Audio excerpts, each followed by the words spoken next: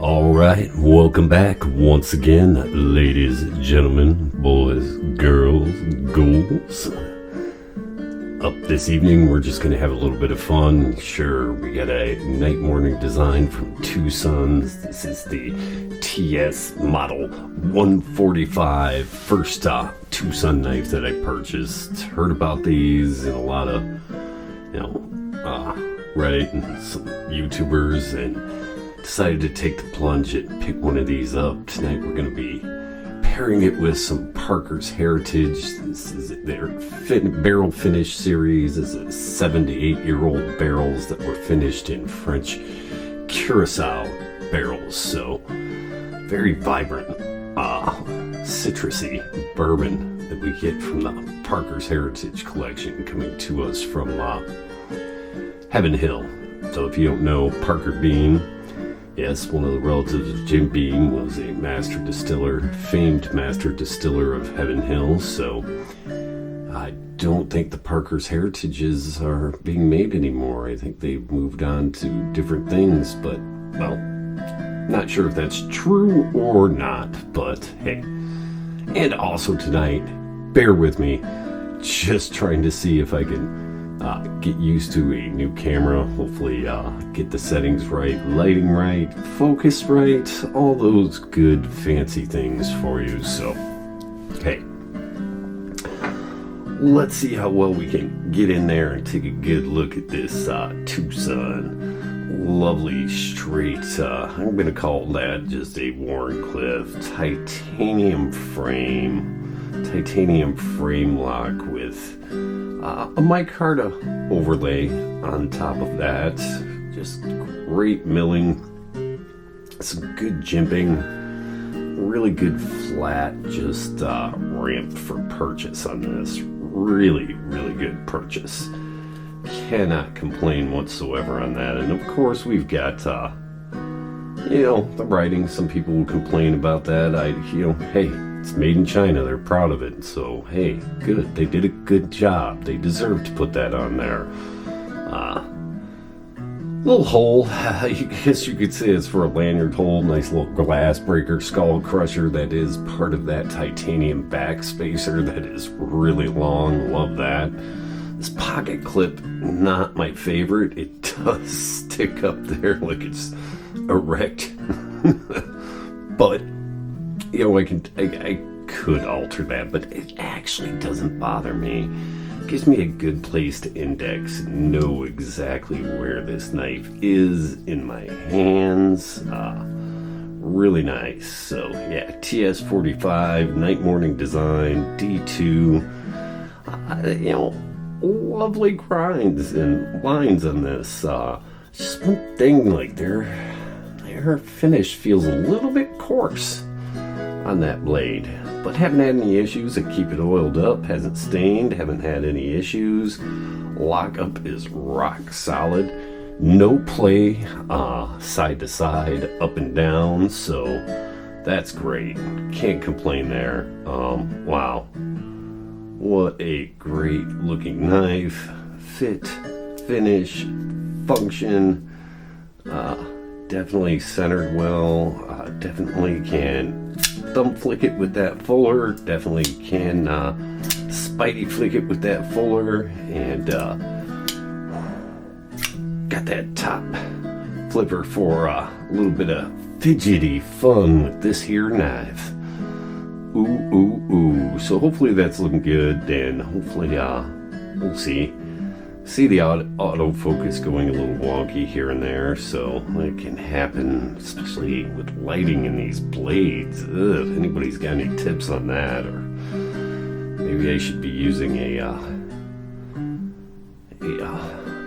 big pillowy or umbrella diffusers. I'm using some barn door lighting with the diffuser LED. So yeah, great knife. I think this, all in all, got this for like 55 bucks maybe at the most. So hey, centered, really great.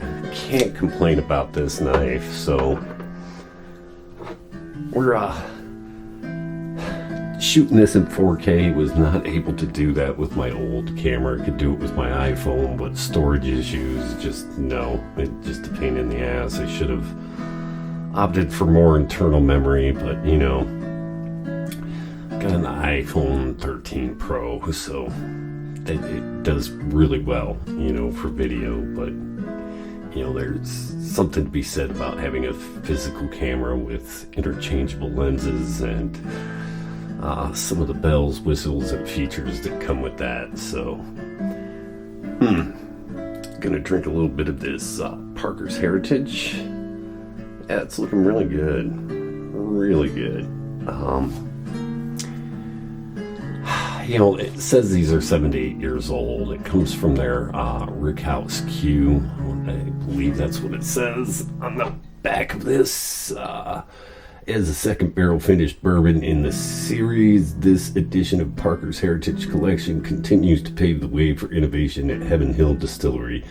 Master distiller Denny Porter, in a collaboration with master blender Alan Royer, first selected barrels of 7 to 8 year old bourbon aged in the upper floors of the Rickhouse Q and finished it for months in barrels that previously held French orange Curacao liqueur. The result is a unique flavor that complements the bourbon without overpowering and creating an entirely new, elegant tasting experience. Yeah, very, very citrusy. You definitely are getting the Curacao in this, and they must have had an overstock of this because this kind of got around to stores, and then they had it at their gift shop multiple times. So, not that I'm complaining. Don't mind this bottle at all, and I've been fortunate enough to enjoy it. So, cheers.